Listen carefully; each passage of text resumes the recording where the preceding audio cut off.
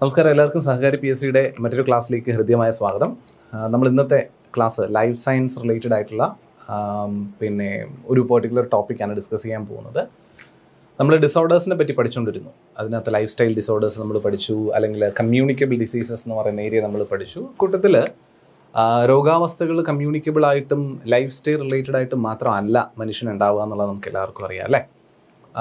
ചില രോഗങ്ങൾ ജനിതകമായിട്ട് ഉണ്ടാകുന്ന അവസ്ഥ നമ്മൾ കാണുന്നുണ്ട്. ജനിതക രോഗാവസ്ഥകൾ താരതമ്യേന റയറാണെങ്കിൽ കൂടിയും അതിൻ്റെ ഒക്കറൻസ് പൊതുവെ നമുക്ക് ചുറ്റുപാടുമുള്ള ആൾക്കാരെ ഒബ്സർവ് ചെയ്ത് നമുക്ക് കാണാൻ സാധിക്കും, ഒന്നല്ലെങ്കിൽ മറ്റൊരു രീതിയിൽ.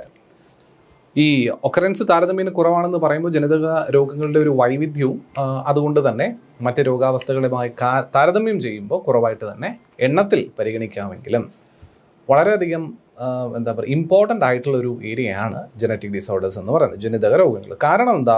കാരണം ജനിതക രോഗങ്ങളാണ് പിടിപെടുന്നത് എന്നുണ്ടെങ്കിൽ പേഷ്യൻറ്റിനെ സംബന്ധിച്ചിടത്തോളം റിക്കവറിക്കുള്ള സാധ്യതകൾ താരതമ്യേന വളരെ കുറവാണ്. ഇപ്പോൾ ലൈഫ് സ്റ്റൈൽ ഡിസീസസ് ആണെന്നുണ്ടെങ്കിൽ നമ്മുടെ ലൈഫ് സ്റ്റൈൽ കൺട്രോൾ ചെയ്യുന്നത് വഴി ആ ഡിസീസസിനെ ഒരു പരിധിവരെ നമുക്ക് പിടിച്ചു നിർത്താനായിട്ട് സാധിക്കും, അല്ലെങ്കിൽ അതുമായി ബന്ധപ്പെട്ട മെഡിക്കേഷൻസ് അവൈലബിൾ ആയിട്ടുണ്ട്. അപ്പോൾ നോൺ കമ്മ്യൂണിക്കബിൾ ഡിസീസസ് ആണെങ്കിൽ കൂടിയും പകർച്ചവ്യാധികളൊക്കെ തന്നെയാണെങ്കിൽ കൂടിയും അതിനൊക്കെ മരുന്നുകളോ വാക്സിനുകളോ ക്യൂറോ അല്ലെങ്കിൽ ചില ചികിത്സാ രീതികളോ ഒക്കെ തന്നെയും പ്രാബല്യത്തിൽ ഉണ്ട് എന്നുള്ളത് ഒട്ടുമുക്കാൽ രോഗാവസ്ഥകൾക്കും അത് ഉണ്ട് എന്നുള്ളത് വാസ്തവമാണ്, അറ്റ്ലീസ്റ്റ് ഒരു വാക്സിനെങ്കിലും. എന്നാൽ ജനിതക രോഗാവസ്ഥകളുടെ കാര്യത്തിൽ ഇത് ജനിതകമായിട്ടുള്ള മെറ്റീരിയൽസിൽ, അതായത് നമ്മുടെ മനുഷ്യൻ്റെ ജനിതകമായ മെറ്റീരിയൽ എന്ന് പറയുന്നത് നമ്മുടെ ബേസിക് ക്യാരക്ടേഴ്സ് ഒക്കെയും എൻകോഡ് ചെയ്യപ്പെട്ടിരിക്കുന്നത് DNA അല്ലേ, ഡിയോക്സി റൈബോസ് ന്യൂക്ലിക് ആസിഡ് എന്ന് പറയുന്ന DNA എന്ന് പറയുന്ന അടിസ്ഥാനപരമായിട്ടുള്ള കണികയിലാണ്, ഡബിൾ ഹെലിക്സ് ആയിട്ടുള്ള ഈ ഒരു സ്ട്രക്ചറിനുള്ളിലാണ്. അപ്പോൾ ഈ ജനിതക രോഗങ്ങൾ എന്ന് പറയുമ്പോൾ പൊതുവെ ഈ സ്ട്രക്ചറുമായി ബന്ധപ്പെട്ട് വരുന്ന എന്തെങ്കിലുമൊക്കെ പോരായ്മകളാണ്, ക്രോമസോം റിലേറ്റഡ് ആയിട്ടുള്ള കാര്യങ്ങളാണ്, ഏറ്റവും സെല്ലുലാർ സ്ട്രക്ചർ ബേസ് ചെയ്ത് വരുന്ന ഡിഫോമിറ്റീസ് ആണ്. അതുകൊണ്ട് തന്നെ ഇത് കറക്റ്റ് ചെയ്യുക എന്ന് പറയുന്നത് താരതമ്യേന റിസ്ക് കൂടുതലുള്ളതും റിസ്ക് മാത്രമല്ല സാധ്യത കുറവുള്ളതുമായിട്ടുള്ളൊരു സിറ്റുവേഷനാണ്. അതുകൊണ്ട് ജനിതക വൈകല്യങ്ങൾ, ജനറ്റിക് ഡിസോർഡേഴ്സ് വൺസ് ഉണ്ട് എന്നുള്ളൊരു സാഹചര്യമാണെങ്കിൽ പേഷ്യൻ്റ് ആ ഒരു രോഗാവസ്ഥയുമായിട്ട് സഫർ ചെയ്ത് തന്നെ ജീവിതകാലം മുഴുവനും മുന്നോട്ട് പോകേണ്ട സാഹചര്യമാണ് കൂടുതലും കാണുക. എന്നാൽ അതിൻ്റെ ഇൻറ്റൻസിറ്റിയൊക്കെ ഒരു പരിധി വരെ കൺട്രോൾ ചെയ്യുന്നതിന് വേണ്ടിയിട്ടുള്ള ചില രോഗാവസ്ഥകളുടെ കാര്യത്തിൽ ചില ചികിത്സാ രീതികൾ ആപ്ലിക്കബിളായിട്ട് പറയാൻ പറ്റും. ഒരു പരിധി വരെ നമുക്കതിനെ കൺട്രോൾ ചെയ്യാം എന്നത് മാത്രമേ ഉള്ളൂ.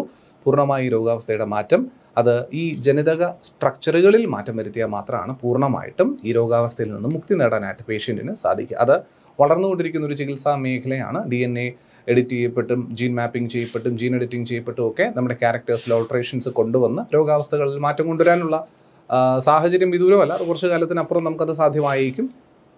എന്നിരുന്നാൽ നിലവിലെ അവസ്ഥയിൽ അതത്ര കോമൺ ആയിട്ടുള്ളൊരു സിറ്റുവേഷൻ അല്ല. ഓക്കെ, അപ്പോൾ അത്തരത്തിലുള്ള ജനിതക രോഗങ്ങൾ, വളരെ ചുരുക്കം ചില ജനിതക രോഗങ്ങളെയാണ് നമ്മൾ ഇന്നത്തെ ഈ ഒരു ക്ലാസ്സിൽ ഡിസ്കസ് ചെയ്യാനായിട്ട് പോകുന്നത്. അപ്പോൾ എല്ലാവർക്കും ഒരിക്കൽ കൂടി ലൈഫ് സയൻസ് സഹകാരി PSCയുടെ ലൈഫ് സയൻസ് ക്ലാസ്സിലേക്ക് ഹൃദ്യമായ സ്വാഗതം. ഒരു പ്രീവിയസ് ചോദ്യം നിങ്ങളിന്ന് പരിചയപ്പെടുത്തിക്കൊണ്ട് തുടങ്ങാൻ ആഗ്രഹിക്കുന്നു. ജനിതക വൈകല്യം മൂലം ഹീമോഗ്ലോബിൻ്റെ ഘടനയിൽ മാറ്റമുണ്ടാവുകയും ഓക്സിജൻ സംവഹന ശേഷി കുറയുകയും ചെയ്യുന്ന രോഗമാണ് ഹീമോഫീലിയ, അരിവാൾ രോഗം, ഡിഫ്തീരിയ, ക്യാൻസർ. ഇപ്പോൾ ചോദ്യം ജീവിതശൈലി രോഗങ്ങളുമായിട്ട് ബന്ധപ്പെട്ടല്ല, ചോദ്യം പകർച്ചവ്യാധികളുമായി ബന്ധപ്പെട്ടതല്ല. ചോദ്യം നമ്മൾ ഈ ചാപ്റ്റർ ഇന്ന് ഡിസ്കസ് ചെയ്യുന്നത് ജനിതക രോഗങ്ങളുമായി ബന്ധപ്പെട്ടായതുകൊണ്ട് നിങ്ങൾക്ക് 2 ഏരിയാസിന് ഇതിനകത്ത് അങ്ങ് നിസ്സംശയം എലിമിനേറ്റ് ചെയ്ത് അങ്ങ് കളയാൻ പറ്റും. ബാക്കി 2 പേരെ മാത്രമാണ് നിങ്ങൾക്ക് ഇതിനകത്ത് ഒരു കൺഫ്യൂഷനായിട്ട് വരിക. എനിഹൗ, ഹീമോഗ്ലോബിൻ്റെ ഘടനയിൽ മാറ്റം ഉണ്ടാവുകയും ഓക്സിജൻ സംവഹന ശേഷി കുറയുകയും ചെയ്യുന്നു എന്നുള്ളതാണ് ചോദ്യത്തിലെ പരാമർശം. നമുക്കറിയാവുന്ന ഒരു കാര്യമുണ്ട്, നമ്മുടെ ശരീരത്തിലെ എല്ലാ ഭാഗങ്ങളിലേക്കും ന്യൂട്രിയൻസിനെ സപ്ലൈ ചെയ്യുന്നതും ഓക്സിജനെ സപ്ലൈ ചെയ്യുന്നതും വേസ്റ്റ് മെറ്റീരിയൽസിനെ അവിടെ നിന്ന് നീക്കം ചെയ്യാൻ സഹായിക്കുന്നതൊക്കെ ബ്ലഡാണ്, ശരീരത്തിലെ രക്തമാണ്. ആ ബ്ലഡിൽ ഈ ഓക്സിജനെ ക്യാരി ചെയ്ത് കൊണ്ടുപോവുക എന്ന കർത്തവ്യം നിർവഹിക്കുന്ന ഏജന്റ് ഹീമോഗ്ലോബിൻ എന്ന് പറയുന്ന HB, ചുരുക്കനാമത്തിൽ HB എന്ന് റെപ്രസെന്റ് ചെയ്യുന്ന ഹീമോഗ്ലോബിനാണ് ഈ രക്തത്തിൽ നമ്മുടെ ഓക്സിജനെ വഹിച്ചു കൊണ്ടുപോവുക എന്ന പ്രവൃത്തി ചെയ്യുന്ന വ്യക്തി. HB ഹീമോഗ്ലോബിൻ, ശരിയല്ലേ?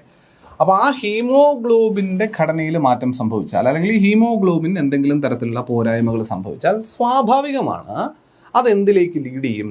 ഓക്സിജൻ ക്യാരിയിങ് കപ്പാസിറ്റിയെ അത് അഫക്റ്റ് ചെയ്യും, ശരിയല്ലേ? ബ്ലഡിൻ്റെ ഓക്സിജനെ വഹിച്ചു കൊണ്ടുപോകാനുള്ള ശേഷിയെ അത് ബാധിക്കുകയും ശരീരമാസകലം ക്ഷീണാവസ്ഥയിലേക്ക് പോകുന്ന അല്ലെങ്കിൽ ക്ഷീണിതാവസ്ഥയിലേക്ക് പോകുന്ന സിറ്റുവേഷൻ ഉണ്ടാവുകയും ചെയ്യും. ഓക്സിജൻ ഡെഫിഷ്യൻസി ഉണ്ടാകുന്ന സിറ്റുവേഷനാണ്. അപ്പോൾ ഇതിലേത് രോഗമാണ് ഇതിന് കാരണക്കാരനാവുക? ഹീമോഫീലിയാണോ, അരിവാൾ രോഗമാണോ, ഡിഫ്തീരിയാണോ, ക്യാൻസർ ആണോ എന്നുള്ളതാണ് ചോദ്യം. ഇതിൻ്റെ അവസാനം നിങ്ങൾ ഇതിന് ഉത്തരം കൃത്യമായിട്ട് മാർക്കും. അല്ലെങ്കിൽ തന്നെ ഇപ്പോൾ നിങ്ങൾ 2 ഓൾറെഡി എലിമിനേറ്റ് ചെയ്ത് 50-50 അതിൽ ഏറ്റവും കൂടുതൽ സാധ്യത ഏതാണെന്നും കുറച്ച് പഠിച്ച കുട്ടികൾക്ക് ഇതിൻ്റെ ഉത്തരം എന്തായാലും കിട്ടിയിട്ടുണ്ടാവും. എന്നിരുന്നാലും നമുക്ക് കൂടുതൽ ഡീറ്റെയിൽസ്, വിശദാംശങ്ങൾ ഇതേ പറ്റിയിട്ട് അല്ലെങ്കിൽ ഇത്തരത്തിലുള്ള രോഗാവസ്ഥകളെ പറ്റി മനസ്സിലാക്കിക്കൊണ്ട് ഈ ഒരു ചോദ്യം തിരിച്ചറിയാനായിട്ട് ശ്രമിക്കാം. ഓക്കെ, നേരെ ആദ്യ രോഗാവസ്ഥയിലേക്ക് കടക്കുകയാണ്.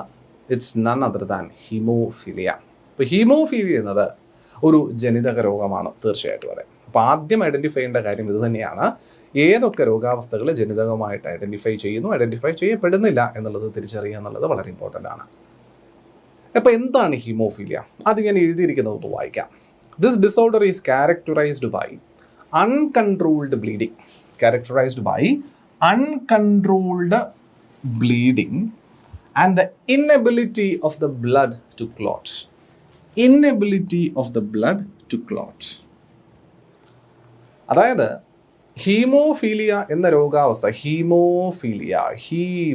എന്ന വാക്ക് നമ്മൾ ഹീമോഗ്ലോബിൻ എന്ന് നേരത്തെ സൂചിപ്പിച്ചത് നിങ്ങൾ ഓർക്കുന്നുണ്ടാവും. ഹീമോഗ്ലോബിൻ അല്ലേ? ഹീമോഗ്ലോബിൻ രക്തത്തിൽ ഓക്സിജനെ വഹിച്ചുകൊണ്ട് പോകുന്ന ഘടകമാണ്, നമുക്കറിയാം. ഇപ്പോൾ ഹീമോ എന്ന വാക്ക്, ഹീമോ എന്ന വാക്ക് അസോസിയേറ്റ് ചെയ്തിരിക്കുന്നത് എപ്പോഴും ബ്ലഡുമായിട്ടാണ്. The term hemo is associated with blood. അത് ആദ്യമേ പഠിച്ചിരിക്കുക. ഇപ്പോൾ ഹീമോഫീലിയ എന്ന് പറയുന്ന കണ്ടീഷൻ ഇവിടെ സൂചിപ്പിക്കുന്നത്, അസോസിയേറ്റഡ് വിത്ത് ബ്ലഡ് എന്നാണ് സൂചിപ്പിക്കുന്നത്, ശരീരത്തിൽ എവിടെയെങ്കിലും മുറിവുണ്ടാകുമ്പോൾ, സാധാരണഗതിയിൽ നമുക്കൊക്കെ ശരീരത്തിൽ മുറിവുണ്ടായാൽ internal as well as external മുറിവുണ്ടായി കഴിഞ്ഞാൽ മുറിവ് വളരെ ഭീമമായിട്ടുള്ള ആർട്ടറിയുടെയോ വെയിനിലോ ഒക്കെ ഉണ്ടാകുന്ന കട്ടല്ല എങ്കിൽ, ഞരമ്പുകൾ അറ്റുപോകുന്ന സിറ്റുവേഷൻ അല്ലാത്ത പക്ഷം ഉണ്ടാകുന്ന മുറിവ് ഒരല്പസമയത്തിന് ശേഷം ക്ലോട്ടാകുന്ന സിറ്റുവേഷൻ നമ്മൾ കാണാറുണ്ട്. ബ്ലഡ്, ആ മുറിവ് കട്ട പിടിച്ച് മുറിവിലൂടെ പിന്നീട് രക്തം വാർന്നു പോകാത്ത അവസ്ഥയിലേക്ക് എത്തുന്നത് നമുക്ക് എല്ലാവർക്കും അറിയുന്ന ഒരു കാര്യമാണ്. ഇതിനാണ് ബ്ലഡ് ക്ലോട്ടിങ് എന്ന് പറയുക. ശരിയല്ലേ? ശരീരത്തിൽ ബ്ലഡ് ക്ലോട്ട് ചെയ്യണം. നമ്മുടെ ഹ്യൂമൻ ബോഡി ഡിസൈൻ ഒരു അസാമാന്യമായിട്ടുള്ളൊരു സിസ്റ്റമാണ് ഹ്യൂമൻ ബോഡി, ഒരു സംശയമില്ല അത് പറയുന്നതിൽ. കാരണം നമ്മുടെ ശരീരത്തിലെ ബ്ലഡിൽ 2 പ്രോപ്പർട്ടി, അതും 2 ഓപ്പോസിറ്റ് പ്രോപ്പർട്ടി വഹിച്ചുകൊണ്ട് ഇവൻ ഒഴുകണം എന്നുള്ളതാണ്. അതായത് ബ്ലഡ് ശരീരത്തിനകത്തോടെ ഒഴുകുമ്പോൾ ഒരു കാരണവശാലും ക്ലോട്ട് ചെയ്യാൻ പാടില്ല, അല്ലേ? ബ്ലഡ് വെസലിലൂടെ ബ്ലഡ് ഒഴുകുന്ന സമയത്ത് യാതൊരു കാരണവശാലും ബ്ലഡ് ക്ലോട്ട് ചെയ്യാൻ പാടില്ല. അങ്ങനെ ക്ലോട്ട് ചെയ്താൽ മരണം സംഭവിക്കും. ഇന്റേണലി നമ്മുടെ ബ്ലഡ് വെസൽസിൽ ബ്ലഡ് ക്ലോട്ട് ചെയ്യപ്പെട്ടാൽ മരണം സംഭവിക്കും. ബ്ലഡ് ഒരിക്കലും ക്ലോട്ട് ചെയ്യാൻ പാടില്ല. പക്ഷേ എവിടെയെങ്കിലും നമ്മുടെ ശരീരഭാഗത്ത് എവിടെയെങ്കിലും ഒരു മുറിവുണ്ടായാൽ ആ മുറിവുണ്ടാകുന്ന സമയത്ത് ബ്ലഡ് ക്ലോട്ട് ചെയ്യണം എന്നുണ്ട്. അപ്പോൾ രണ്ടും, ഒന്ന് അരുത്, ഒന്ന് വേണം എന്നീ പറയുന്ന 2 കാര്യം. അത് ആരോട് തന്നെയാണ് പറയുന്നത്? ബ്ലഡിനോട് തന്നെയാണ് പറയുന്നത്. അപ്പോൾ ബ്ലഡിന് തന്നെ ഈ 2 ഓപ്പോസിറ്റ് ക്യാരക്ടേഴ്സ് വേണ്ടി വരുന്ന സാഹചര്യമുണ്ട്. എത്ര ബ്രില്യൻ്റ് ആയിട്ട് ആ ഹ്യൂമൻ ബോഡിയുടെ ഡിസൈൻ എന്ന് ആലോചിച്ച് നോക്ക്. എനിഹൗ, ഇങ്ങനെ കട്ട്സും വൂൺസും ഒക്കെ വരുന്ന സമയത്ത് ബ്ലഡ് ക്ലോട്ട് ചെയ്യുന്നതിന് പല ഏജൻറ്റുമാർ സഹായിക്കുന്നുണ്ട്. നമുക്കറിയാവുന്ന ഫൈബ്രിനോജൻസ് അല്ലേ എന്നൊക്കെ പറയുന്ന ഏജൻസ് ഒക്കെ സഹായിക്കുന്നുണ്ട്. ബ്ലഡിലുള്ള ഏജൻസ് സഹായിക്കുന്നുണ്ട്. അത് നമ്മൾ ഡീറ്റെയിൽ ആയിട്ട് ബ്ലഡിനെ പറ്റി പഠിക്കുമ്പോൾ മനസ്സിലാക്കാം. എനിഹൗ, ഇങ്ങനെ ബ്ലഡ് ക്ലോട്ട് ചെയ്യുന്ന അവസ്ഥയിൽ ഉള്ള ഗുണം എന്താണെന്ന് വെച്ചാൽ, ആ ഒരു മുറിവിലൂടെ രക്തം വാർന്ന് ശരീരത്തിലെ രക്തം മുഴുവൻ പുറത്തേക്ക് പോയി ഈ ഓക്സിജനും ന്യൂട്രിയൻസും ക്യാരി ചെയ്ത് സപ്ലൈ ചെയ്യേണ്ട ആ ഒരു പ്രവൃത്തി ചെയ്യാനുള്ള ഏജൻ്റായ ബ്ലഡ് നമ്മുടെ ശരീരത്തിൽ നിന്നും പൂർണ്ണമായി നഷ്ടപ്പെട്ടു പോകുന്നില്ല എന്ന് ഉറപ്പുവരുത്തുന്നത് ബ്ലഡ് ക്ലോട്ടിങ് സംഭവിക്കുന്നത് കൊണ്ടാണ്. അപ്പോൾ മുറിവുണ്ടായി കുറച്ച് നേരം കഴിയുമ്പോൾ ആ മുറിവ് ബ്ലഡ് ക്ലോട്ട് ചെയ്ത് ആ മുറിവ് ഇരിക്കുന്ന ഭാഗം ബ്ലഡ് തന്നെ അടയ്ക്കുന്നത് വഴി ബ്ലഡ് പുറത്തേക്ക് പോകാണ്ട് ശരീരത്തിലെ രക്തത്തിൻ്റെ അളവിനെ ക്രമീകരിക്കാൻ അല്ലെങ്കിൽ മെയിൻറ്റെയിൻ ചെയ്യാനായിട്ട് സഹായിക്കും. എന്നാൽ ഹീമോഫീലിയ എന്ന രോഗാവസ്ഥ പിടിപെടുന്ന മനുഷ്യനെ സംബന്ധിച്ചിടത്തോളം ഈ ഒരു സാഹചര്യം ഇല്ലാണ്ടാവുന്നു എന്നുള്ളതാണ് കാര്യം. ഈ ഒരു പ്രോപ്പർട്ടി ഓഫ് ബ്ലഡ് അല്ലെങ്കിൽ ഈ ഒരു property of the body is disappeared. അതായത് ശരീരത്തിലുണ്ടാകുന്ന മുറിവ് ക്ലോട്ട് ചെയ്യുക എന്ന സിറ്റുവേഷൻ ഉണ്ടാകാതെ ആ മുറിവിലൂടെ കണ്ടിന്യൂസ് ആയിട്ട് രക്തം വാർന്ന് പേഷ്യൻറ്റിന് മരണം വരെ സംഭവിക്കാവുന്ന സിറ്റുവേഷനിലേക്ക് ലീഡ് ചെയ്യുന്ന ഒരു രോഗാവസ്ഥയെ വിളിക്കുന്ന പേരാണ്, ഒരു ജനിതക രോഗാവസ്ഥയെ വിളിക്കുന്ന പേരാണ് ഹീമോഫീലിയ. പിടികിട്ടുന്നുണ്ടല്ലോ? Simply as that. അപ്പോൾ എന്താണ് ഹീമോഫീലിയയുടെ പ്രധാന ക്യാരക്ടർ? അൺകൺട്രോൾഡ് ബ്ലീഡിംഗ് ആണ്, അല്ലേ? നമുക്ക് പിടിച്ചു നിർത്താനാകാത്തവണ്ണം ചെറിയൊരു മുറിവിൽ നിന്ന് പോലും രക്തസ്രാവം ഉണ്ടായിക്കൊണ്ടേയിരിക്കുന്ന കണ്ടീഷൻ. രണ്ടാമത്തെ സിറ്റുവേഷൻ എന്താണ്? Unable to clot the blood. ബ്ലഡിനെ ക്ലോട്ട് ചെയ്യുക എന്ന ഒരു പ്രോപ്പർട്ടി ഇല്ലായ്മ ഉള്ള ഒരു സിറ്റുവേഷനാണ് ഹീമോഫീലിയ എന്ന് പറയുന്നത്. Even A small cut or A minor injury can result in severe bleeding. ഒരു ചെറിയ മുറിവ് ഉണ്ടായാൽ കൂടിയും സ്വാഭാവികമായി മറ്റൊരാളിലേക്ക് ഒരു 5 മിനിറ്റ് കഴിയുമ്പോൾ ആ ബ്ലഡിലെ മുറിവ് കട്ട പിടിക്കപ്പെടേണ്ട സിറ്റുവേഷനുള്ള ആ ഒരു മുറിവിൽ നിന്ന് പോലും സ്ഥിരമായി ബ്ലീഡ് ചെയ്യപ്പെട്ടുകൊണ്ടേയിരിക്കുന്ന സാഹചര്യം ഉണ്ടാവുകയാണ്. ആൻഡ് ഇത് എന്ത് തരത്തിലുള്ളൊരു രോഗാവസ്ഥയാണ്? Haemophilia is one among the many X-linked recessive inherited genetic disorder. അപ്പോൾ എന്ത് തരത്തിലുള്ള, ഇതൊന്ന് വായിച്ചു വെച്ചേക്കുക, കാരണം സ്റ്റേറ്റ്മെൻ്റ് ആയിട്ടൊക്കെ വേണമെങ്കിൽ ഇത് അങ്ങനെ തന്നെ എടുത്ത് തരാവുന്നതാണ്. അപ്പോൾ haemophilia is one among the mainly X-linked recessive inherited genetic disorder. അതായത് ഇൻഹെറിറ്റഡ് എന്ന് പറഞ്ഞാൽ പാരൻസിൽ നിന്ന് കുട്ടികളിലേക്ക് കിട്ടുന്നത്, ഓഫ് സ്പ്രിങ്സിലേക്ക് കിട്ടുന്നത് എന്നുള്ളതാണ് അല്ലേ.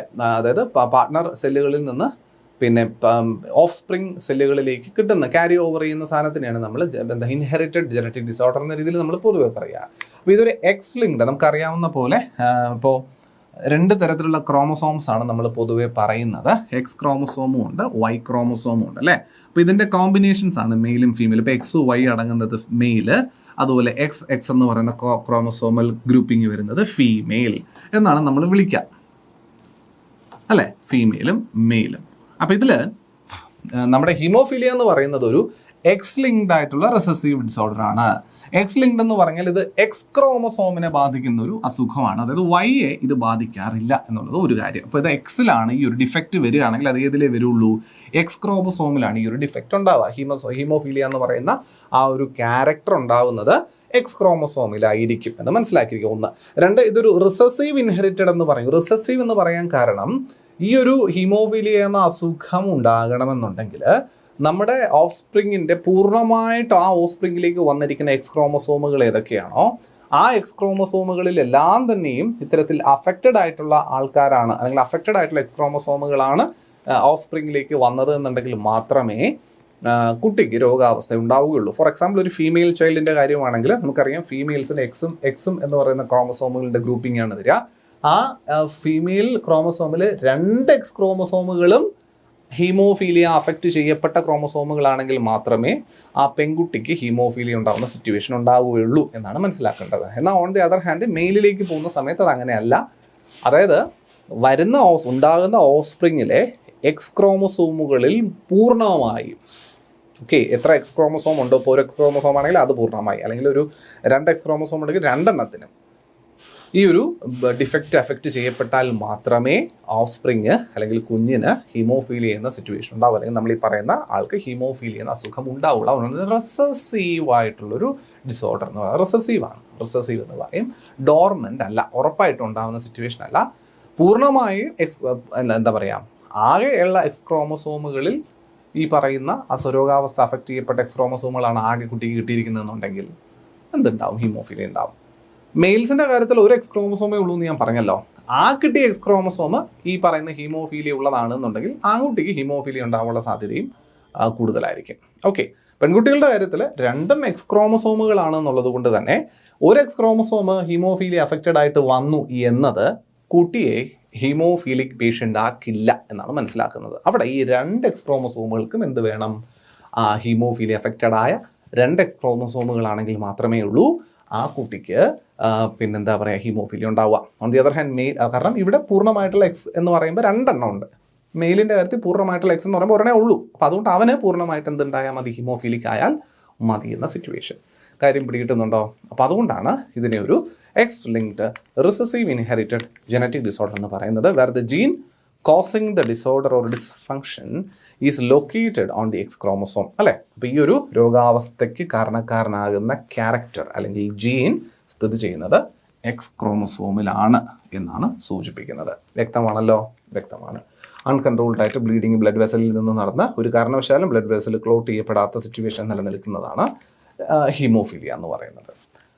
So haemophilia is most commonly Nick named the royal disease. ഇത് പലപ്പോഴും ചോദിച്ചിട്ടുള്ളൊരു ചോദ്യമാണ്. റോയൽ ഡിസീസ് എന്നറിയപ്പെടുന്ന ജനിതക രോഗമേത്?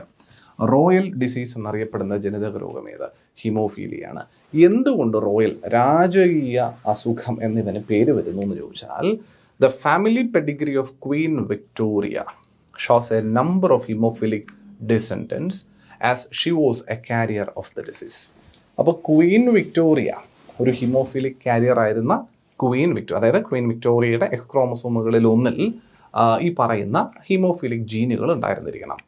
അതുകൊണ്ട് തന്നെ ക്വീൻ വിക്ടോറിയയുടെ ഡിസെൻഡൻസ് പൂർവികരല്ലോ പിന്നീടുണ്ടായ ജനറേഷനുകളിൽ ഹീമോഫിലിക് പേഷ്യൻസിൻ്റെ എണ്ണം ഒരുപാട് കണ്ടിട്ടുണ്ട്. അങ്ങനെ രാജകുടുംബത്തിൽ ഒരുപാട് ഹീമോഫീലിയ കണ്ടതുകൊണ്ട് വിളിച്ച പേരാണ് ദ റോയൽ ഡിസീസ് എന്ന്, അല്ലേ? അപ്പോൾ രാജാക്കന്മാർക്ക് വരുന്ന, അല്ലെങ്കിൽ രാജകുമാരന്മാർക്കോ രാജകുമാരിമാർക്കോ, കുമാരിമാർക്ക് അപൂർവമാണ്, കുമാരന്മാർക്കാണ് കൂടുതൽ സാധ്യത ഉണ്ടാകുന്ന രോഗം എന്ന രീതിയിൽ ഇതിനെ വിശേഷിപ്പിച്ചു. അതുകൊണ്ട് haemophilia is also called as the royal disease. ഈ ഹീമോഫീലിയ 2 തരത്തിൽ നമുക്ക് പറയാനായിട്ട് സാധിക്കുവേ. There are 2 types of haemophilia exists. ഒന്ന് ഹീമോഫീലിയ എ എന്ന് പറയും. എന്താ haemophilia A? caused specifically by a mutation in the factor 8 gene. 8ാമത്തെ factor ജീനിൽ ഉണ്ടാകുന്ന ഒരു മ്യൂട്ടേഷൻ കാരണം എക്സ് ക്രോമസോമുകളിൽ ഈ ഹീമോഫീലിയ എന്ന വൈകല്യം ഉണ്ടാകുന്ന സിറ്റുവേഷനാണ് ഹീമോഫീലിയ എ എന്ന് പറയുന്നത്. കണക്ട് ചെയ്യേണ്ടത് ഹീമോഫീലിയ എ എന്തുമായിട്ട് കണക്ട്?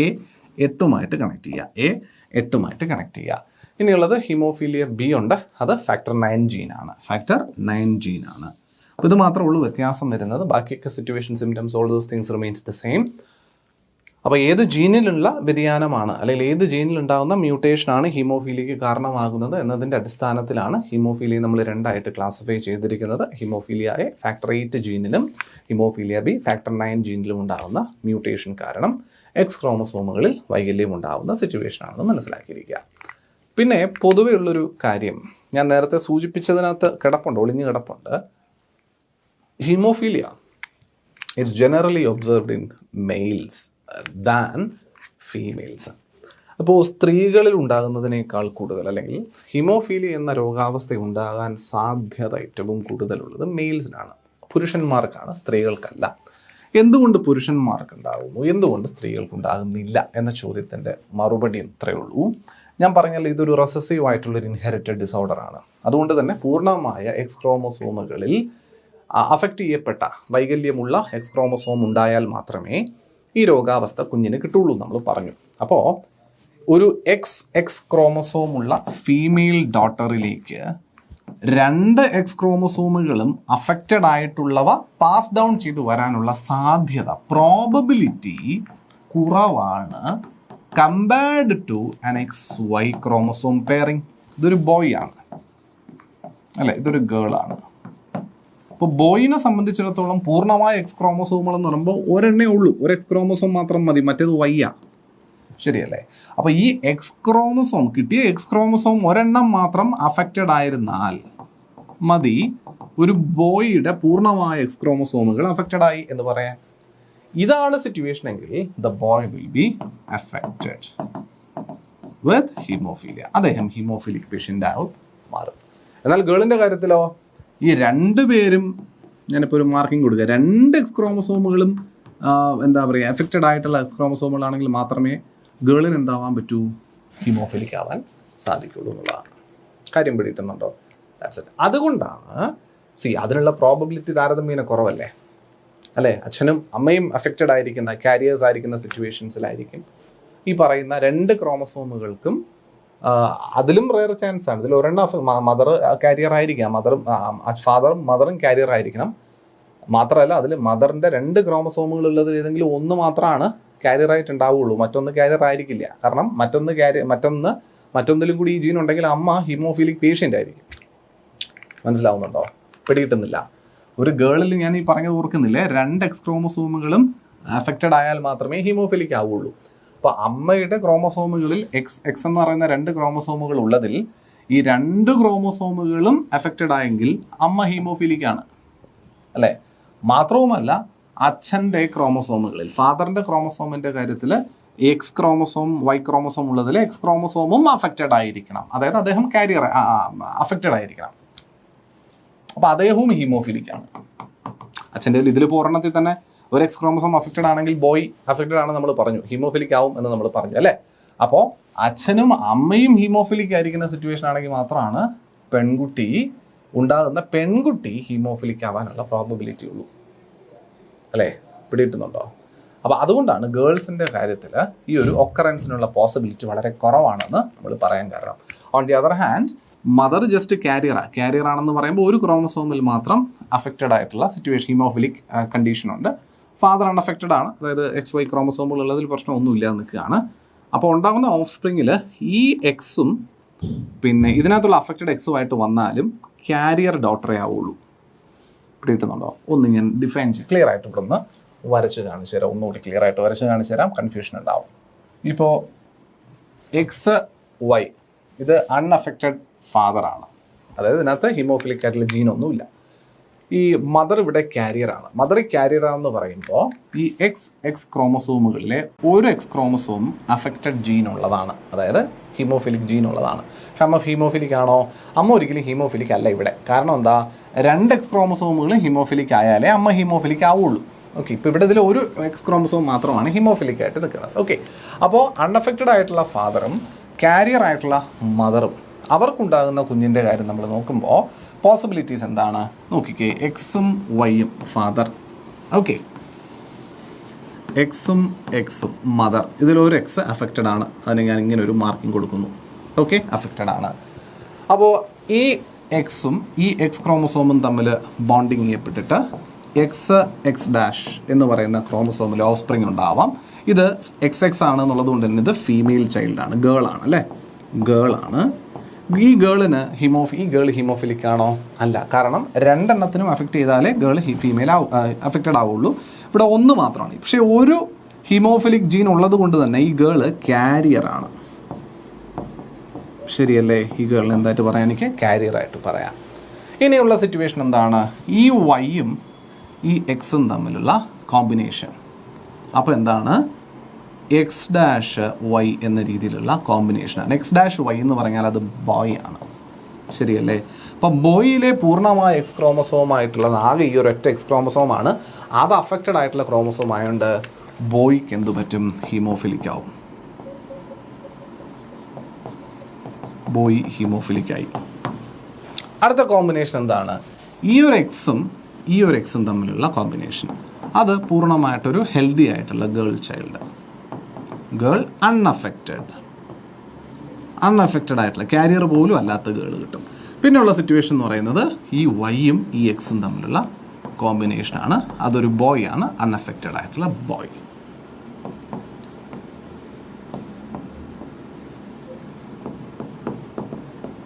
പിടി കിട്ടുന്നുണ്ടോ? ഇതാണ് സിറ്റുവേഷൻ. പിടിയല്ലേ? അപ്പോൾ ഇവിടെ നിങ്ങളൊന്ന് ആലോചിച്ച് നോക്കും, ഈ ഒരു കോമ്പിനേഷനിൽ, അതായത് കാരിയർ ആയിട്ടുള്ള മദർ അൺഅഫക്റ്റഡ് ഫാദർ കോമ്പിനേഷനാണ് വരുന്നതെന്നുണ്ടെങ്കിൽ the only probability for their children to be hemophilic is a boy. കണ്ടോ? വേറെ എല്ലാം ഒരു കാരിയർ ഗേൾ ഉണ്ടാവാം, പ്രോബബിലിറ്റിയാണ്. അൺഅഫക്റ്റഡ് ആയിട്ടുള്ള ഗേളും ബോയും ഉണ്ടാവാം, ഹീമോഫിലിക് ആയിട്ടുള്ള ഒരു ബോയ് ഉണ്ടാവാം. അപ്പോൾ പോസിബിലിറ്റി നോക്കി നിങ്ങൾ ഇവിടുത്തെ പ്രോബബിലിറ്റി ഒന്ന് അസസ് ചെയ്യുക. Who has the probability to be sick? Boy has the probability to be sick. കാര്യം പിടിയിട്ട് ഇതാണ് സിറ്റുവേഷൻ. അപ്പോൾ ഇതുകൊണ്ടാണ് ഹീമോഫീലിയ എന്ന സിറ്റുവേഷൻ ജനറലി പുരുഷന്മാർക്കാണ് കൂടുതൽ ഉണ്ടാവുക എന്ന് നമ്മൾ പറയുന്നത്. ഓക്കെ, സെറ്റാണോ? സെറ്റാണ്. Okay, right, very good. അപ്പോൾ ഇതുപോലുള്ള കോമ്പിനേഷൻസിൽ നമുക്ക് മാറിയൊക്കെ പറയാൻ പറ്റും. ഇനി ഇതിൽ തന്നെ അഫക്റ്റഡ് ആയിട്ടുള്ള ഒരു ഫാദറും കാരിയർ ആയിട്ടുള്ള മദറും വന്നു കഴിഞ്ഞാൽ ഒരു ഫീമെയിൽ ഗേളിന് അതുണ്ടാവാനുള്ള പോസിബിലിറ്റി ഉണ്ടാവും. അല്ലെങ്കിൽ 2 പേരും അഫക്റ്റഡ് ആണെന്നുണ്ടെങ്കിൽ അതിനുള്ള പോസിബിലിറ്റി ഉണ്ടാവും. അല്ലാത്ത പക്ഷം കൂടുതൽ പ്രോബബിലിറ്റി ഉള്ളത് കാരിയർ ആയിരിക്കുന്ന സിറ്റുവേഷനിൽ പ്രോബബിലിറ്റി ഉള്ളത് ബോയ്ക്ക് മാത്രമാണ് കേട്ടോ. Even though she is just a carrier of the disease, still the boy child can have haemophilia. അതുണ്ടാവാം കേട്ടോ. രക്തം വാർന്ന് ക്ലോട്ട് ചെയ്യാൻ പറ്റാതെ വരുന്ന സിറ്റുവേഷൻ ഉണ്ടാകുന്ന രോഗാവസ്ഥയായ ഹീമോഫീലിയ ഉണ്ടാകാം. ക്ലിയർ ആവുന്നല്ലോ? ഇത്രയുള്ളൂ. ഇതാണ് പൊതുവെ കോമൺ ആയിട്ട് ചോദിക്കുന്ന ഒരു ചോദ്യം എന്ന് പറയുന്നത്. So hemophilia is more commonly observed in males than females because it is an X-linked recessive disorder. Since males only have 1 copy of the X chromosome and that copy is affected, and if that copy is affected, the individual will have hemophilia. അല്ലേ? ഒരെണ്ണേ അവനുള്ളൂ എന്നുള്ളതുകൊണ്ടാണ്. Whereas females have 2 copies of the X chromosome, and since hemophilia is a recessive trait, both the chromosome will have to be affected to affect the individual. നമ്മൾ പറഞ്ഞ കാര്യം എഴുതിയിരിക്കുന്നു. Females have to, ഇത് തന്നെയാണ് why haemophilia rare in females എന്നുള്ളത് same മറ്റത് ചോദ്യം തന്നെയാണ്. എന്തുകൊണ്ട് മെയിൽസിൽ അത് കൂടുതലാണ് ചാൻസസ് എന്നുള്ളത് തന്നെയാണ്. ഫീമെയിൽസിൽ എന്തുകൊണ്ട് കുറവാണ് എന്ന് പറയുന്നതിൻ്റെയും explanation. Females have 2 X chromosome a mutation would have to occur in both the copies of the gene to cause the disorder. It is unlikely that females will have two altered copies of this gene. Therefore, it is very rare for the females to have hemophilia. Clear ആണല്ലോ? സെറ്റാണ്. ഇനി haemophilia എന്ന ഈ ഒരു രോഗാവസ്ഥ നമ്മളിപ്പോൾ പറഞ്ഞു കേട്ടതനുസരിച്ച് ഇതൊരു അപകടകരമായിട്ടുള്ളൊരു രോഗാവസ്ഥയാണ്. വലിയ സീരിയസ് ആയിട്ടുള്ള രോഗാവസ്ഥയാണ്. നമ്മൾ മുറിവുകൾ ഉണ്ടാകാതെ സൂക്ഷിച്ച് ജീവിക്കേണ്ടി വരും. അത് അത്ര എളുപ്പമുള്ള കാര്യമല്ല. നമ്മുടെ തന്നെ ചുരുങ്ങിയ ജീവിത കാലയളവിൽ പോലും എത്ര തവണ കൈയോ കാലോ ഒക്കെ മുറിങ്ങിയിട്ടുണ്ടാവും. നിങ്ങൾ തന്നെ ചുമ്മാ ഒന്ന് ഓർത്ത് നോക്കുക. എത്ര നമ്പർ ഓഫ് ടൈംസ് നിങ്ങൾ മുറിവുകൾക്ക് വിധേയമായിട്ടുണ്ടാവും. അപ്പോൾ ആ മുറിവുകളിൽ നിന്ന് രക്തം വാർന്ന് മരണപ്പെടുന്ന സിറ്റുവേഷനുള്ള രോഗാവസ്ഥയാണ് നമ്മൾ ഈ സംസാരിച്ചുകൊണ്ടിരിക്കുന്നതെന്ന് ആലോചിച്ച് നോക്കണം. നമ്മൾക്കൊന്നും ഈ മുറിവുകളിൽ നിന്ന് മരണം സംഭവിച്ചിട്ടില്ല, ശരിയല്ലേ? അപ്പോൾ എത്ര സീരിയസ് ആയുള്ളൊരു രോഗാവസ്ഥയാണ് ഈ ഹീമോഫീലിയ. ഒരു സാധാരണ മുറിവ്, വളരെ വളരെ ലാഘവത്തോടു കൂടി നമ്മൾ കാണുന്നൊരു മുറിവിൽ നിന്ന് പോലും മരണം സംഭവിക്കാവുന്ന സിറ്റുവേഷനുള്ള രോഗാവസ്ഥ. അപ്പോൾ ഇങ്ങനൊരു രോഗാവസ്ഥ എന്ന് പറയുന്നത് വളരെ സീരിയസ് ആണ്, വളരെ ഇമ്പോർട്ടൻസോടുകൂടി നോക്കിക്കാണേണ്ടതാണ്. അങ്ങനെയാണെങ്കിൽ ഈ രോഗാവസ്ഥ നമുക്ക് ക്യൂർ ചെയ്യാൻ എന്തെങ്കിലും ഒരു പോസിബിലിറ്റി ഉണ്ടോ? നമുക്കറിയണം അല്ലേ? ഉണ്ടോ? ഇല്ല. ക്ഷമിക്കണം, ഇതൊരു ജനിതക വൈകല്യമാണ്. ജനിതക ക്യാരക്ടേഴ്സിൽ ഉണ്ടാകുന്ന മ്യൂട്ടേഷൻ കാരണമുണ്ടാകുന്ന ഒരു രോഗാവസ്ഥയാണ്. അതുകൊണ്ട് ജനിതക മാറ്റം സംഭവിക്കാത്തിടത്തോളം കാലം ഈ രോഗാവസ്ഥയ്ക്ക് ക്യൂറില്ല. So haemophilia, currently there is no cure for hemophilia, but effective treatments do exist, but they are expensive and involve lifelong injections several times per week to prevent bleeding. Bleeding ഉണ്ടാകാതെ പിടിച്ചു നിർത്താൻ വേണ്ടിയിട്ടുള്ള എന്താ പറയുക, സപ്ലിമെൻറ്റ്സ് ജീവിതകാലം മുഴുവൻ patient എടുക്കേണ്ടി വരും. അതുകൊണ്ട് തന്നെ it is quite expensive to treat haemophilia. അതുകൊണ്ട് തന്നെ അത്യാവശ്യം എക്സ്പെൻസീവ് ഇൻ ദ സെൻസ് പണച്ചെലവുള്ളൊരു രോഗാവസ്ഥയായിട്ട് പരിഗണിക്കുന്നത് കൂടിയാണ് ഹീമോഫീലിയ. ക്ലിയർ ആവുന്നുണ്ടോ? പാവപ്പെട്ടവനാണെങ്കിൽ രക്തം വാർന്ന് മരിക്കുക അല്ലാണ്ട് വേറെ നിവൃത്തിയില്ല എന്ന് പറയുന്നത് പോലൊരു രോഗാവസ്ഥ. ബുദ്ധിമുട്ടാണ്, കഷ്ടമാണ്. കുറച്ച് കാലങ്ങൾക്കപ്പുറം നമുക്കറിയാം DNA മാപ്പിങ്ങും ജീൻ എഡിറ്റിങ്ങും പോലുള്ള പരിപാടി, മീൻസ് DNA എഡിറ്റ് ചെയ്യാവുന്ന സാഹചര്യമൊക്കെ നമുക്കിപ്പോൾ ഉണ്ട്, നിലവിലുണ്ട്. പക്ഷെ ഇതൊന്നും മനുഷ്യരിൽ എന്താ പറയുക പ്രയോഗിക്കുന്ന തരത്തിലേക്ക് വന്നിട്ടില്ല എന്നുള്ളതാണ്. അപ്പോൾ ടെക്നോളജി ഒന്ന് സ്റ്റേബിൾ ആകട്ടെ, അത് മനുഷ്യനിൽ പ്രവർത്തിക്കാൻ തക്കവണ്ണം കേപ്പബിൾ ആകട്ടെ. ആ സമയം കൊണ്ട് ഈ രോഗാവസ്ഥയൊന്നും ഒരു രോഗമായിട്ടേ മാറാത്ത സിറ്റുവേഷനിലേക്ക് മനുഷ്യൻ മാറും. പല ഹോളിവുഡ് സിനിമകളും ഒക്കെ അത് പോർട്രേറ്റ് ചെയ്തിട്ടൊക്കെയുണ്ട് അങ്ങനത്തെ സിറ്റുവേഷൻസൊക്കെ. അടുത്ത രോഗാവസ്ഥയിലേക്ക് നമുക്ക് പോവാം. അതാണ് ഹീമോഫീലിയ. അപ്പോൾ നമ്മൾ എന്താണെന്നുള്ളത് ജസ്റ്റ് ഒന്ന് പഠിച്ചു നോക്കി പോയിട്ടുണ്ട്. Then comes sickle cell anaemia. പേര് തന്നെയുണ്ട്, സിക്കിൾ സെൽ, അരിവാളിൻ്റെ ആകൃതിയിലുള്ള അനീമിയ, സിക്കിൾ സെൽ അനീമിയ. അതായത് നമുക്കറിയാവുന്നത് പോലെ ഈ ഹീമോഗ്ലോബിൻ എന്ന് പറയുന്ന സാധനം ബ്ലഡിൽ എവിടെയായിരിക്കണം എന്നുള്ളത് ചോദ്യമാണല്ലോ. എവിടെയായിരിക്കണം? RBCകളിലാണ്, റെഡ് ബ്ലഡ് കോർപ്പസൽസ്. ഹീമോഗ്ലോബിൻ ഉള്ളതുകൊണ്ടാണ് അവന്മാർ ചുവന്ന നിറത്തിൽ കാണുന്നത് തന്നെ. So it's clearly put together.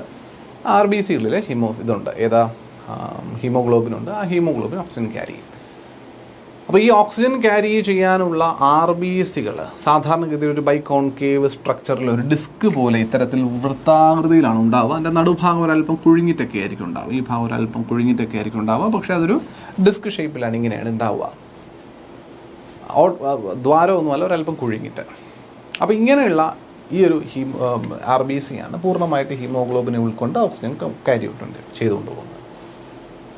പക്ഷേ ഈ ഹീമോഗ്ലോബിനെ ക്യാരി ചെയ്ത് പോകുന്ന RBCകളുടെ സ്ട്രക്ചറിലെ പകുതിയോളം ഇല്ലാണ്ടായി ഇതൊരു അരിവാളിൻ്റെ ഷേപ്പിലേക്ക് മാറി വരുന്ന രോഗാവസ്ഥയെ വിളിക്കുന്ന പേരാണ് സിക്കിൾ സെൽ അനീമിയ. അത് പേര് തന്നെയുണ്ട്, അത് സിക്കിൾ സെല്ലൊന്ന് സിക്കിളായി പോകുന്ന സിറ്റുവേഷൻ എന്ന് പറയും. ചുരുങ്ങിപ്പോവും, ഉണങ്ങിപ്പോവും, അരിവാളിൻ്റെ ആകൃതിയിലേക്ക് മാറിപ്പോവും. അതുകൊണ്ട് താരതമ്യേന ഹീമോഗ്ലോബിൻ്റെ അളവ് സെല്ലിൽ കുറയുകയും അത് ഓക്സിജൻ ക്യാരി ഓവർ ചെയ്യാനുള്ള കഴിവിനെ ബാധിക്കുകയും ചെയ്യും. അങ്ങനെ ഓക്സിജൻ ക്യാരിയും കഴിവ് കുറയും. ഇപ്പം നിങ്ങൾക്ക് ആദ്യം നമ്മൾ കണ്ട PYQവിൻ്റെ ഉത്തരം ഏതാണെന്നുള്ളത് അപ്പോൾ നിങ്ങൾക്ക് ഇന്നിപ്പോൾ വ്യക്തമായിട്ടുണ്ടാവും, ശരിയല്ലേ? അപ്പോൾ ഇതാണ് സിക്കിൾ സെൽ അനീമിയ എന്ന് പറയുന്ന situation. So it is an autosomal linked recessive trait that can be transmitted from parents to the offsprings when both of the partners are carriers for the gene. ഇപ്പോൾ രണ്ട് പാർട്ട്നേഴ്സും careers ആണെങ്കിൽ, അച്ഛനും അമ്മയും carriers ആണെങ്കിലാണ് ഈ sickle cell anaemia എന്ന situation ഉണ്ടാവുക. The disease is controlled by a single pair of allele. Allele എന്ന് പറഞ്ഞാൽ ആ ഒരു ക്യാരക്ടർ ജീനിനെയാണ് നമ്മൾ ഉദ്ദേശിക്കുന്നത്. ജീനിനെ ഒരു ഗ്രൂപ്പിനെയാണ് അലലെ എന്ന് പറയുന്നത്.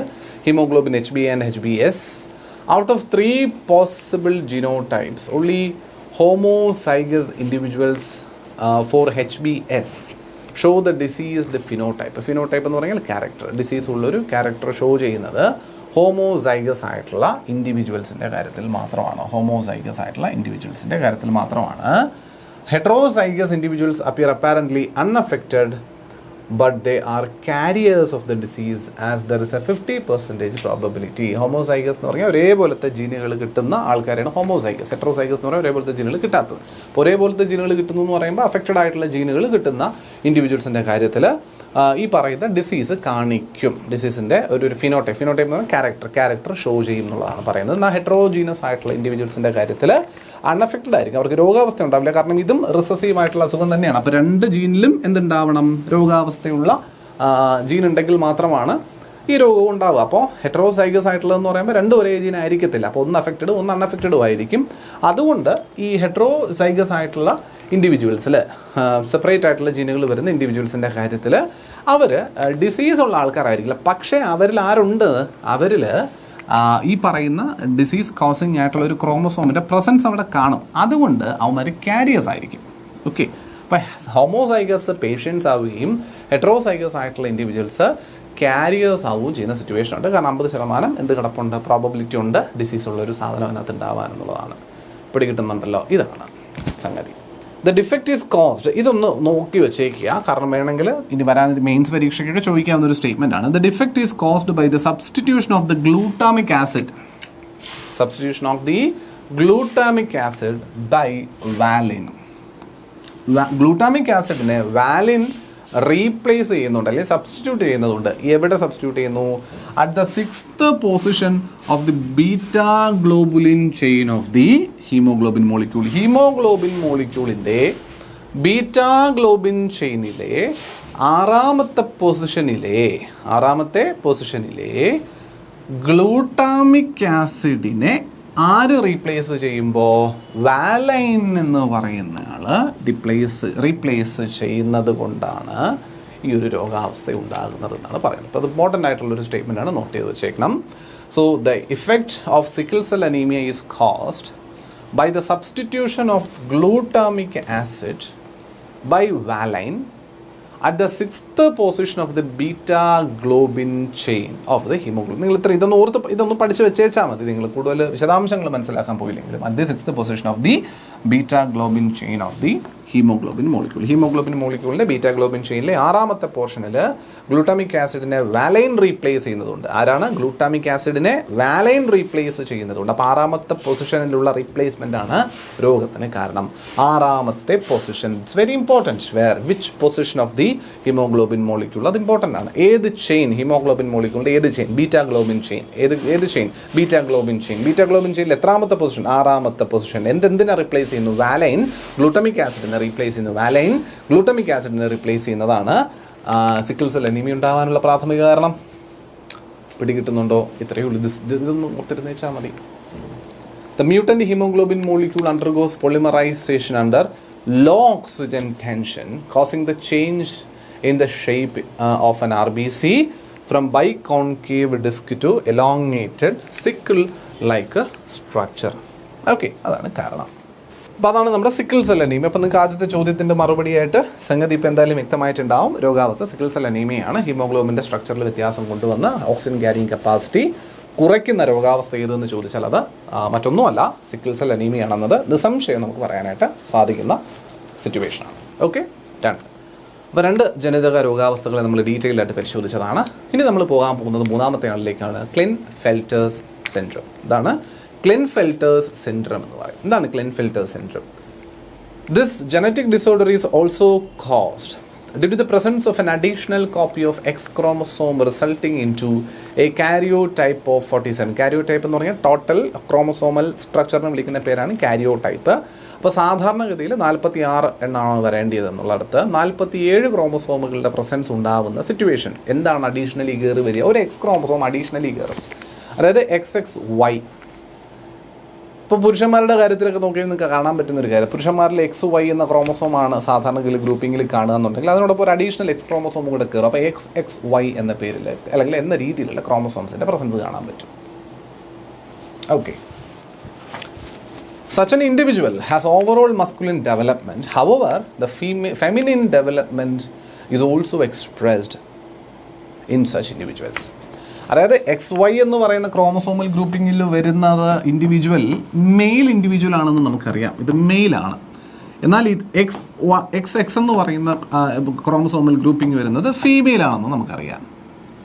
അപ്പോൾ ഈ ഒരു XY എന്നതിനോടൊപ്പം ഒരു അഡീഷണൽ എക്സും കൂടി കയറുമ്പോൾ XY എന്ന് വരുമ്പോൾ അതിനകത്തൊരു ഫീമെയിൽ ക്യാരക്ടറോട് കൂടി വരുന്ന ഒരു മെയിലിനെ ആയിരിക്കും നമുക്ക് കാണാൻ സാധിക്കും. അതായത് ഫീമെയിൽ ക്യാരക്ടേഴ്സ് അല്ലെങ്കിൽ ഫെമിനിൻ ക്യാരക്ടേഴ്സിൻ്റെ ഡെവലപ്മെൻറ്റ്സ് കാണിക്കുന്ന ഒരു മെയിൽ ഇൻഡിവിജ്വൽ ആയിരിക്കും ക്ലെൻഫെൽറ്റർ സിൻഡ്രത്തിൻ്റെ റിസൾട്ട് എന്ന് പറയുന്നത്.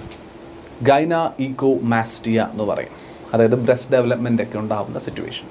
ഗൈനഇക്കോമാസ്റ്റിയ കാണാൻ സാധിക്കുന്ന മെയിൽ ഇൻഡിവിജ്വൽസ് സ്വാഭാവികമായിട്ടും പൂർണ്ണമായിട്ടും പുരുഷൻ്റെ രൂപത്തിലാണ് ജനിക്കുന്നതെങ്കിൽ കൂടിയും ഫീമെയിൽ ക്യാരക്ടേഴ്സിൻ്റെ ഡെവലപ്മെൻറ്റ് കൂടി കാണിക്കാനുള്ള ക്രോമസോമൽ ഗ്രൂപ്പിംഗ് ഉള്ളതുകൊണ്ട് തന്നെ ഇത്തരം മെയിൽ ഇൻഡിവിജ്വൽസിന് സ്റ്റെറൈലായിരിക്കും എന്നുള്ളതാണ് സാഹചര്യം. കുഞ്ഞുങ്ങൾ ഉണ്ടാകാനുള്ള കുഞ്ഞുങ്ങൾ ഉണ്ടാകാനുള്ള സാധ്യത കുറവായിരിക്കും എന്നുള്ള situation. Tall structure with feminised character, അതാണ് മെയിൽസിൽ നമുക്ക് കാണാനായിട്ട് സാധിക്കുക. ക്ലെൻഫെൽറ്റർ സിൻഡ്രം ഉണ്ടാവുന്ന സിറ്റുവേഷൻ എന്ന് പറയുന്നത്. ഓക്കെ ഇതിൽ ഈ രണ്ടാമത്തത് ഇതല്ല കേട്ടോ, ഇത് ക്ലെൻഫെൽറ്റർ സിൻഡ്രം അല്ല, ഇത് വേറെയാണ്. ഫീമെയിലിൻ്റെ കാര്യം പറയുന്നത് ക്ലെൻഫെൽറ്റർ സിൻഡ്രം അല്ല, മെയിൽസിൻ്റെ കാര്യത്തിലാണ് നമ്മൾ ഈ ക്ലെൻഫെൽറ്റർ സിൻഡ്രം പറയുന്നത്. ഇത് മറ്റൊരു രോഗാവസ്ഥയെ പറ്റിയിട്ടാണ് പറയുന്നത്. അടുത്ത് നമ്മൾ പറയാൻ പോകുന്ന രോഗാവസ്ഥയെ പറ്റിയിട്ടാണ് ഇത് പറയുന്നത്. ഇതിൻ്റെ ചിത്രം ഇവിടെ കൊടുക്കേണ്ടതില്ല, ജസ്റ്റ് അത് നിങ്ങൾ നോക്കണ്ട. ഓക്കെ, ഇപ്പോൾ മെയിൽസിൻ്റെ കാര്യത്തിൽ കണ്ടോ, പിന്നെ സാധാരണയുള്ള മെയിൽ ക്യാരക്ടേഴ്സ് ഉണ്ടാവും. മെയിൽ ക്യാരക്ടേഴ്സ് ഉണ്ടാവും എന്ന് പറയുമ്പോൾ പോലും ഇപ്പോൾ പൂർണ്ണമായിട്ടുള്ള ചിലപ്പോൾ ഹെയർ ഗ്രോത്തോ പോലുള്ള ക്യാരക്ടേഴ്സ് ഇപ്പോൾ മെയിൽസിൻ്റെതായ ഇപ്പോൾ മീശ താടി എന്നൊക്കെ പറയുന്ന ക്യാരക്ടേഴ്സ് ഉണ്ട്. പൊതുവേ സ്ത്രീകളിൽ കാണാണ്ട് പുരുഷന്മാർ കൂടുതൽ കാണുന്ന ഒരു സിറ്റുവേഷൻ ആണല്ലോ. അപ്പോൾ അത് താരതമ്യേന കുറവായിരിക്കും, മനസ്സിലാവുന്നില്ലേ? ഇറക്ടൈൽ ഡിസ്ഫങ്ഷൻസ് ഉണ്ടാവാം, സ്റ്റെറിലിറ്റി എന്ന് പറയുന്ന പരിപാടി ഉണ്ടാവാം, മീൻസ് പറയുന്ന പോലെ ഓഫ് സ്പ്രിങ്സ് ഉണ്ടാകാനുള്ള പോസിബിലിറ്റി ഇല്ലാത്ത സിറ്റുവേഷൻസ് ഉണ്ടാവാം. പിന്നെ നമ്മൾ ഈ പറഞ്ഞ പോലുള്ള ഫെമിനിൻ ക്യാരക്ടേഴ്സ് ഒന്ന് കൂടുതലായിട്ട് കാണിക്കുന്ന സിറ്റുവേഷനും ഉണ്ടാവാം. But basically they are males. XY chromosome ആയിരുന്നു വരേണ്ടത്, അതിനോടൊപ്പം അഡീഷണൽ ഒരു X ക്രോമസോം കൂടി കയറിപ്പോയതിൻ്റെതായ ബുദ്ധിമുട്ടുകൾ ഫേസ് ചെയ്യേണ്ടി വരുന്ന സിറ്റുവേഷനാണ്. അതാണ് ക്ലെൻഫെൽറ്റർ സിൻഡ്രം എന്ന് പറയുന്നത്. മെയിൽസിൽ നമ്മൾ കാണുന്ന ആ ഒരു ഫെമിനിൻ ക്യാരക്ടേഴ്സ് ഷോ ചെയ്യുന്ന സിറ്റുവേഷൻ. പിന്നെ വരുന്നത് ടർണർ സിൻഡ്രം എന്നാണ്. ടേണർ സിൻഡ്രം എന്ന് പറയുന്നത് ഫീമെയിൽസിൽ ഉണ്ടാകുന്നത്. ഇപ്പോൾ നമ്മൾ ക്ലെൻഫെൽറ്റർ സിൻഡ്രം മെയിൽസിൽ ഉണ്ടാകുന്ന ജനറ്റിക് ഡിസോർഡർ ആണെന്ന് പറയുമ്പോൾ ടേണർ സിൻഡ്രം എന്ന് പറയുന്നത് ഫീമെയിൽസിൽ ഉണ്ടാകുന്നൊരു ജനിതക വൈകല്യമാണ്. ഇവിടെ നമ്മൾ ആ ക്ലെൻഫെൽറ്റർ സിൻഡ്രത്തിൻ്റെ കാര്യത്തിൽ ഒരു ഓവറായിട്ടുള്ള അല്ലെങ്കിൽ ഒരു അഡീഷണൽ ആയിട്ടുള്ള ഒരു ക്രോമസോമിൻ്റെ ഗ്രൂപ്പിംഗ് ആണ് കണ്ടതെന്നുണ്ടെങ്കിൽ ഇവിടെ ഒന്ന് കുറവായിരിക്കുന്ന സിറ്റുവേഷനാണ് പറയാൻ പറ്റുക. Okay, here 1 X chromosome is lost.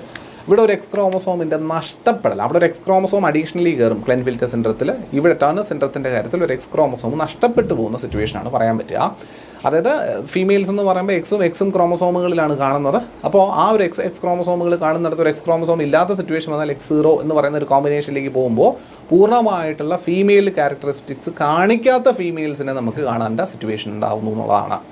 അതുകൊണ്ടാണ് ഇതിനെ ഫീമെയിൽസിൽ ഏത് എഫക്റ്റ് ചെയ്യപ്പെടുക നമ്മൾ പറയുന്നത്. സെറ്റാണ്. Such a disorder is caused due to the absence of one of the X chromosome, that is 45, 45 ക്രോമസോമുകളേ ഉള്ളൂ with XO അല്ലെങ്കിൽ X0, and such females will be definitely sterile as ovaries are rudimentary besides other features including lack of other secondary sexual characteristics. അപ്പോൾ നമ്മൾ നേരത്തെ ക്ലെൻഫെൽറ്റർ സിൻഡ്രത്തിൻ്റെ കാര്യത്തിൽ പുരുഷൻ്റേതായ പൂർണ്ണ വളർച്ച മുഴുവൻ ഉണ്ടാകാനുള്ള പോസിബിലിറ്റി കുറയുകയും സ്ത്രീയുടേതായ ക്യാരക്ടേഴ്സ് കാണിക്കുകയും ചെയ്യുന്നു എന്ന് പറയുന്നത് പോലെ ഇവിടെ പുരുഷൻ്റേതായ ക്യാരക്ടേഴ്സ് കാണിക്കുന്നില്ല, പക്ഷേ സ്ത്രീയുടേതായ ക്യാരക്ടേഴ്സ് പൂർണ്ണമായി കാണിക്കാത്ത സിറ്റുവേഷൻ ഉണ്ടാവുകയും ചെയ്യും. ഷോർട്ട് സ്റ്റേച്ചർ ആയിരിക്കും, അതായത് ഉയരം കുറവായിരിക്കും, ഇപ്പോൾ തലമുടിയിലെ ഹെയർ ഗ്രോത്ത് കുറവായിരിക്കും, മറ്റ് ഫീമെയിൽ ക്യാരക്ടേഴ്സിൻ്റെ ഗ്രോത്ത് താരതമ്യേന കുറവായിരിക്കും. അതുപോലെ തന്നെ ഓവറീസ് സ്റ്റെറൈലായിരിക്കും, ഫീമെയിൽ ഹോർമോൺസിൻ്റെ സെക്രീഷൻസ് താരതമ്യേന കുറവായിരിക്കും. ഇതൊക്കെയാണ് ടേണർ സിൻഡ്രത്തിൻ്റെ റിസൾട്ട്. അങ്ങനെ വരുന്നത് കൊണ്ട് തന്നെ ഇപ്പം ഫീമെയിൽ ആണെങ്കിൽ കൂടി പൂർണ്ണമായൊരു ഫീമെയിലിൻ്റേതായ ക്യാരക്ടേഴ്സ് കാണിക്കാണ്ട് പോകുന്ന പിന്നെ ഇൻഡിവിജ്വൽസായിട്ട് മാറുന്ന സിറ്റുവേഷനാണ് ടേണർ സിൻഡ്രത്തിനകത്ത് പറയുക. പിന്നുള്ളത് അഡിസൺസ് ഡിസീസാണ്. മറ്റൊരു രോഗാവസ്ഥയാണ് അഡിസൺസ് ഡിസീസ്. അപ്പോൾ എന്താ അഡിസൺസ് ഡിസീസ്? ഇത് പൊതുവേ ഒരു ആഡ്രിനൽ ഇൻസഫിഷ്യൻസി ഡിസീസ് ആയിട്ടാണ് കൺസിഡർ ചെയ്യുക. നമ്മൾ ആഡ്രിനൽ ഗ്ലാൻഡുമായിട്ട് ബന്ധപ്പെട്ട് വരുന്ന secretions, for example cortisol, aldosterone എന്നൊക്കെ പറയുന്ന ഹോർമോൺസിൻ്റെ സെക്രീഷനാണ് നമ്മുടെ ആഡ്രിനൽ ഗ്ലാൻഡ് നടത്തുന്ന പ്രധാനപ്പെട്ട സെക്രീഷൻസ്. അപ്പോൾ ആ സെക്രീഷൻസ് പ്രോപ്പറായിട്ട് നടക്കാണ്ട് വരുന്നത് കാരണം ഉണ്ടാകുന്ന ഒരു രോഗാവസ്ഥയാണ് Addison's disease. So Addison's disease is also known as primary adrenal insufficiency. അപ്പോൾ Addison's diseasesനെ മറ്റൊരു രീതിയിൽ എന്ത് വിളിക്കാം? പ്രൈമറി adrenal insufficiency എന്ന രീതിയിലും വിളിക്കാം. Is a rare endocrine disorder where the adrenal glands don't produce enough of the hormones cortisol and aldosterone. Aldosterone, cortisol എന്ന് പറയുന്നത് നമ്മുടെ ശരീരത്തിലെ ഒട്ടനവധി പ്രവർത്തനങ്ങൾക്ക് സഹായിക്കുന്ന ഹോർമോണുകളായ രണ്ട് കൂട്ടരുടെ പ്രവർത്തനത്തെ അല്ലെങ്കിൽ അതിൻ്റെ സെക്രീഷനെ ഗണ്യമായിട്ട് ബാധിക്കുന്ന തരത്തിൽ അഡ്രിനൽ ഗ്ലാൻഡ് പ്രവർത്തിക്കുമ്പോൾ ഉണ്ടാകുന്ന രോഗാവസ്ഥയാണ് അഡിസൺസ് ഡിസീസ്. കാര്യമായിട്ട് ഇത് സെക്രീറ്റ് ചെയ്യപ്പെടുന്നില്ല എന്നുള്ളതാണ്. These hormones are crucial for regulating metabolism, blood pressure, electrolyte balance. Electrolyte balance ആണ് നമ്മുടെ ബ്ലഡിലെ ഷുഗർ, ഈ സോൾട്ട് കണ്ടൻ്റ് ഒക്കെ ബാലൻസ് ചെയ്യണം. And the body's response to stress. ഇപ്പോൾ നമ്മുടെ ബ്ലഡ് പ്രഷർ മാനേജ് ചെയ്യുന്നതിന്, ഇലക്ട്രോലൈറ്റ് ബാലൻസിങ് ചെയ്യുന്നതിന്, മെറ്റബോളിസം റെഗുലേറ്റ് ചെയ്യുന്നതിന്, അതുപോലെ സ്ട്രെസ്സിനോട് നമ്മുടെ ബോഡി റെസ്പോണ്ട് ചെയ്യുന്നതിനൊക്കെ ക്രൂഷ്യലായിട്ട് ആവശ്യമുള്ള രണ്ട് ഹോർമോണുകളുടെ ഗ്രൂപ്പിംഗ് ആണ് ഈ കോർട്ടിസോൾ, ആൽഡോസ്റ്റെറോൺ ഒക്കെ. സോ അതുണ്ടാവാത്ത സിറ്റുവേഷൻ വരും. And the condition is often caused by autoimmune damage to the adrenal glands. ഈ ഓട്ടോ ഇമ്മ്യൂൺ ഡിസോർഡർ നമ്മൾ പറഞ്ഞ ആഡ്രിനൽ ഗ്രന്ഥിയെ നമ്മുടെ തന്നെ ശരീരത്തിൻ്റെ ഇമ്മ്യൂൺ സിസ്റ്റം അഫക്റ്റ് ചെയ്യുന്നത് കാരണം നമ്മൾ ഡയബറ്റീസിൻ്റെ കാര്യത്തിൽ പറഞ്ഞതൊക്കെ പോലെയുള്ള സിറ്റുവേഷൻ ഉണ്ടാവുന്നത് കൊണ്ടും ഈ അഡിസൺസ് ഡിസീസ് കാണാം. അതാണ് പൊതുവെ കാണുക. In Addison's disease, the adrenal glands make too little cortisol and often too little of another hormone, aldosterone. Symptoms can include fatigue, muscle weakness, weight loss, low BP, darkening of the skin, especially in sun-exposed areas, സ്കാറുകൾ, നെക്കിൾസിലൊക്കെ darkening കാണാനായിട്ട് സാധിക്കും. അതുപോലെ cravings four salt, ഉപ്പിനോടുള്ള ആസക്തി കാണിക്കും. ഉപ്പ് ഒരുപാട് കഴിക്കുന്നതിനുള്ള ആസക്തി, വെറുതെ ഉപ്പ് വാരി തിന്നുന്നതിനൊക്കെ ഉള്ള ആസക്തി കാണിക്കുകയൊക്കെ ചെയ്യുന്നത് അഡിസൺസ് ഡിസീസിൻ്റെ സിംറ്റമായിട്ട് പറയാം. എല്ലാവരും ഉപ്പ് വാരി തിന്നുന്നത് ഈ ഒരു സിംറ്റം അഡിസൺസ് ഡിസീസ് ഉള്ളതുകൊണ്ടല്ല കേട്ടോ. ഉപ്പിനോടുള്ള ആസക്തി കാണിക്കുമ്പോൾ നമ്മൾ ബി പി കുറയുന്ന സമയത്ത് നമ്മൾ ഓൾറെഡി പറയാം low B P is a symptom of this particular disorder. അതുകൊണ്ട് ലോ ബി പി അല്ല, ഈ ഒരു ഇതിൻ്റെ ഒരു സിംറ്റമാണ്, അല്ലാതെ ലോ ബി പി ഉണ്ടാവും. അപ്പോൾ അപ്പോഴും ഉപ്പിനോടുള്ള ക്രേവിങ്സ് നമുക്ക് തോന്നുകയൊക്കെ ചെയ്യും. ഇവിടെ കുറച്ചുകൂടി സീരിയസ് ആയിരിക്കും condition. Addison's disease is treated with hormone replacement therapy, typically with the daily oral medications to replace the missing cortisol and aldosterone. ഇവിടെ നമുക്കൊരു എന്തിൻ്റെയോ അപര്യാപ്തത ഉണ്ട് എന്നുള്ളത് നമുക്ക് അറിയാമല്ലോ. എന്താ? അപ്പോൾ ഈ രണ്ട് ഹോർമോണുകളുടെ അപര്യാപ്തതയുണ്ട്. അപ്പോൾ അത് കറക്റ്റ് ചെയ്യുന്നതിന് താരതമ്യേന ഈ രണ്ട് ഹോർമോണുകളെ നമ്മൾ എക്സ്റ്റേണലി അഡീഷണലി നമ്മുടെ ബോഡിക്കകത്തേക്ക് കൊടുത്തു കഴിഞ്ഞാൽ തരുന്ന പ്രശ്നമുള്ളൂ. അപ്പോൾ അത് മെഡിക്കേഷൻസിലൂടെയോ അല്ലെങ്കിൽ എന്താ പറയുക ഇഞ്ചെക്ഷൻസിലൂടെയോ ഒക്കെ നമുക്ക് ഈ പറയുന്ന ഹോർമോണുകളെ ശരീരത്തിലേക്ക് എത്തിച്ചു കൊടുത്തു കഴിഞ്ഞാൽ ഇത് കൺട്രോൾഡ് ആവുന്ന സിറ്റുവേഷനുണ്ട്. അങ്ങനെയാണ് നമ്മളിതിനെ മാനേജ് ചെയ്യുന്നത്. അതുകൊണ്ട് തന്നെ ഹോർമോൺ റിപ്ലേസ്മെൻറ്റ് തെറാപ്പി എന്നാണ് ആ ഒരു സിറ്റുവേഷനെ വിളിക്കുക. അങ്ങനെ ഒരു പോസിബിലിറ്റിയോട് കൂടി നമുക്കിതിനെ കൺട്രോൾ ചെയ്ത് കൊണ്ടുപോകാനായിട്ട് സാധിക്കും എന്നുള്ളതാണ്. ഓക്കെ, അപ്പോൾ സിംറ്റംസ് നമ്മൾ കണ്ടതാണ്. ഡിസിനസ്, എക്സ്ട്രീം ഫെറ്റീഗ്, വളരെയധികം തളർച്ച, സോൾട്ടിനോടുള്ള cravings, muscle weakness, body hair loss, hypoglycaemia, അതുപോലെ ഷുഗർ ലെവൽ കുറയുക, ഡാർക്കനിങ് സ്കിന്ന്, അതുപോലെ ജോയിൻറ്റ് പെയിൻ ഉണ്ടാവുക, അബ്ഡോമിനൽ പെയിൻ, വയറുവേദനയ്ക്ക് ഉണ്ടാവുക എന്നൊക്കെ ഉള്ളത് ഇതിൻ്റെ ഒരു കോമൺ സിംറ്റംസ് ആയിട്ട് നമുക്ക് പറയാം. Okay, right. സോ ഇത്രയുമാണ് നമ്മൾ പ്രധാനമായി നോക്കുന്ന ജനിതക വൈകല്യങ്ങളെന്ന് പറയുന്നത്. I hope you got a clear understanding of whatever things that we have discuss today. ഇന്ന് നമ്മൾ ഡിസ്കസ് ചെയ്തു പോയ കണ്ടൻറ്റും പറഞ്ഞിരിക്കുന്ന രോഗാവസ്ഥകളും ജനിതകാവസ്ഥകളും എല്ലാവർക്കും വ്യക്തമായി മനസ്സിലായെന്ന പ്രതീക്ഷയോടുകൂടി ഇന്നത്തെ ഈ ഒരു സെഷൻ ഇവിടെ വൈൻഡപ്പ് ചെയ്യുകയാണ്. അടുത്ത ദിവസം മറ്റൊരു കണ്ടൻറ്റുമായിട്ട് ഇതിൻ്റെ ബാക്കി പത്രമായിട്ടുള്ള ചില ചോദ്യങ്ങളെ കൂടി പരിഗണിക്കണം നമുക്ക്. അപ്പോൾ അതുമൊക്കെ നോക്കിക്കൊണ്ട് അടുത്ത ക്ലാസ്സിൽ നമുക്ക് വീണ്ടും കാണാം. അതുവരെ എല്ലാവർക്കും നമസ്കാരം. Thank you.